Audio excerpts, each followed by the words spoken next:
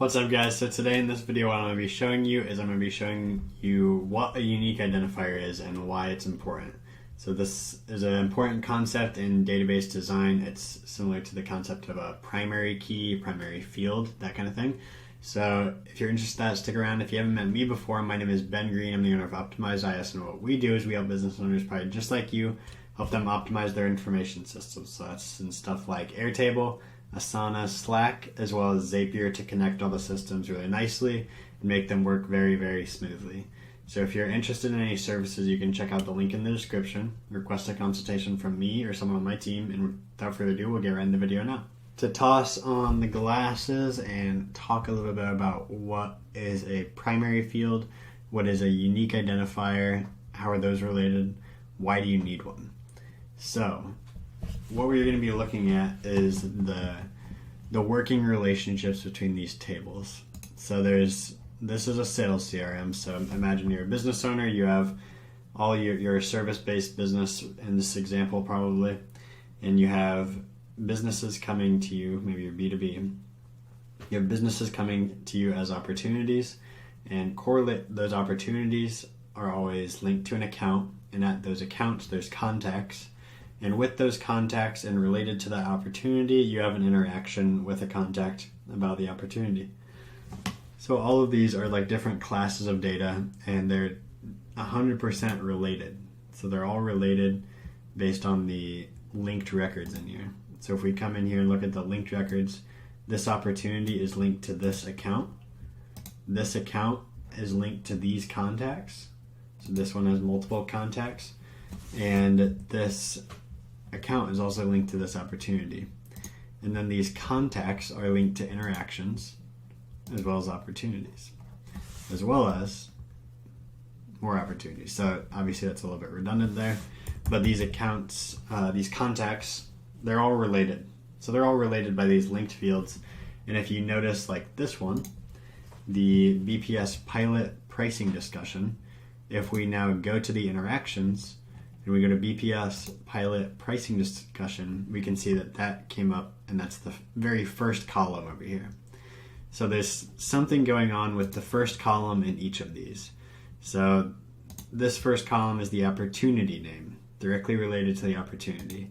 The interaction is a combination between the opportunity as well as the type. So this is, you could say it's like an interaction ID. The account is directly related to like what account it is. It's the account name. The contact, it's a combination of their name and the place where they work. So why are all of these what they are? Why aren't they like a linked record? Why aren't they something else? I don't need data frame, but why aren't they some of these other things rather than what they are? So think about a name, and with the assumption that a primary field needs to be a unique identifier, why wouldn't a name be a good unique identifier? Could two people have the same name? They could. There's situations in which two people have the same name. Like I know there's like over 20 Ben Greens in the world, for example. My name's Ben Green, there's over 20 of us.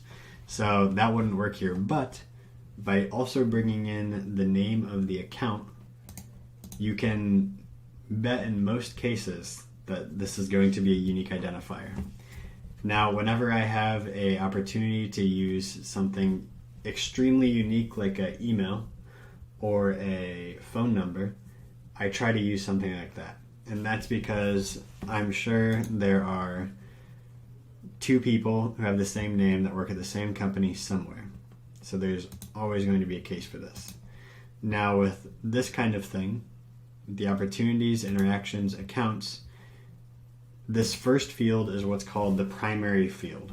The primary field is like, it is essentially the ID for this entire record here. So when you're searching for something, you're searching by this primary field. Like if I come into the opportunities here, and I scroll over here and I delete AceTube here, I'm searching by the primary field in the accounts table. So I'm searching by this name field right here. And the reason why you search by that is because that's what you need to have as a unique value. So in any of these tables, in the contacts table, in the accounts table, in the interactions table, in the opportunities table, these are all linked up together and they work really well together. They work dynamically based on the linked records and everything. So you want something unique in this field right here. And a lot of the times what that means is writing a formula to pull in different things from the other fields in this record, in this table, to make this primary field unique. So for this one, you might notice it's the name of the account and then the type. And so for this example, there's multiple types in here. If we added these in here, there would be multiple types right here.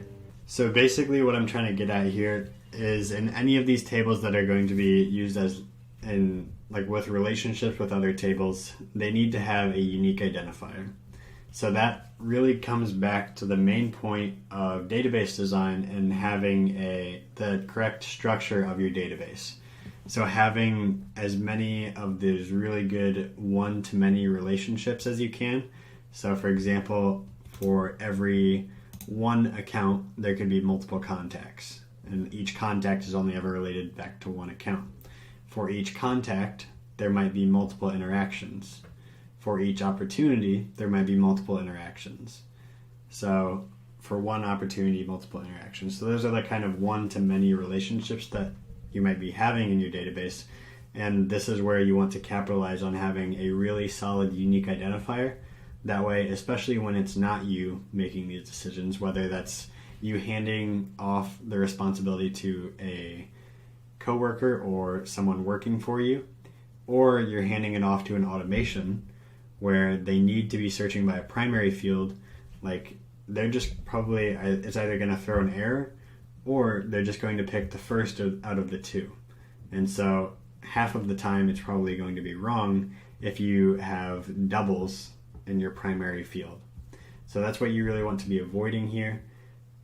As much as you can, try to think about it as like an ID.